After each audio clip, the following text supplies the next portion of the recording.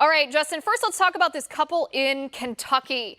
It's bad enough that this woman who tested positive, Elizabeth Linscott, when she declined to sign this piece of paper for a valid reason, she wasn't trying to be obtuse, that they sent law enforcement to her home. But for her husband, he had not tested positive, nor did he have any symptoms. And yet they put him under house arrest, put him in an ankle monitor, I suppose because he had had close proximity to his wife. How, Justin, is this legal or justifiable? I don't know how it could possibly be legal. I just don't understand it at all. And the other thing about it too is that there's this myth on the left. There's this myth amongst leftist governments that the problem here is that there are all these people that are testing positive for COVID-19 and then running out into the world and infecting other people. They know they're just being wildly reckless and irresponsible. That is not what's happening. The vast majority of people who are infecting other people don't know they have COVID-19.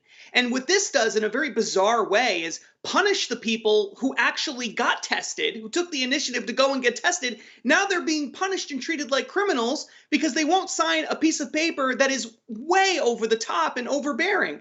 This is incredible. We should be encouraging widespread testing, not punishing the people who are actually getting tested. And yet this is exactly what's happening. If they just took the resources that they spent on punishing this couple and they put it toward testing people, just widespread testing, we would all be much better off than we are right now. And I mean, the most astounding part of this to me is that people like you and I, Justin, we warned at the beginning what would happen if we implemented contact tracing, that these contact tracers would have this arbitrary power to force you, if you happen to come in passing contact with someone who later tested positive for COVID-19, to quarantine in your own home. And I remember saying on this show, so what happens if you come in contact with someone who's positive for COVID-19 and you're forced to quarantine for 2 weeks, and then after 2 weeks, when you're fine, you go out of your home, you go to the grocery store, and you accidentally come in contact with someone else who tests positive for COVID-19.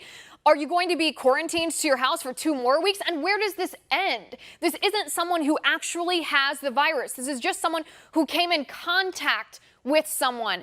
And the reaction from the left when I made that point was, of course, they mocked me. They scoffed. They said that would never happen.